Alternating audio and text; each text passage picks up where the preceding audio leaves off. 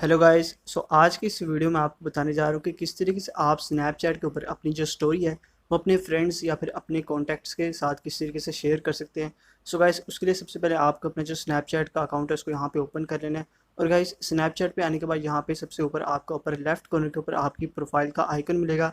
तो guys, simply आपको इस प्रोफाइल वाले आइकन पे यहाँ पे क्लिक करना है और यहाँ पे आपको आ जाना है अपनी प्रोफाइल में।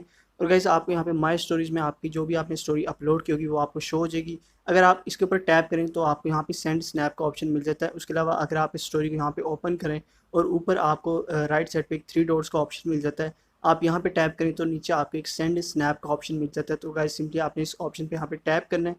और उसके बाद गाइस, जो भी आपकी स्टोरी होगी स्नैपचैट की, आप इजीली अपने फ्रेंड्स के साथ या फिर अपने जो भी कॉन्टैक्ट्स हैं आपके उनके साथ इजीली यहाँ पे शेयर कर सकते हैं। आपको सिंपली वो कॉन्टैक्ट यहाँ पे चूज़ करना है जिसके साथ आप स्टोरी यहाँ पे शेयर करना चाह रहे हैं। उसके बाद नीचे आपको एक सेंड का ऑप्शन मिल जाता है। उसके बाद सिंपली आपने यहाँ पे टैप करना है और इजीली आप अपनी स्टोरी जो है या फिर अपनी जो भी स्नैप है वो अपने फ्रेंड्स को यहाँ पे इजीली स्नैपचैट पे शेयर कर सकते हैं।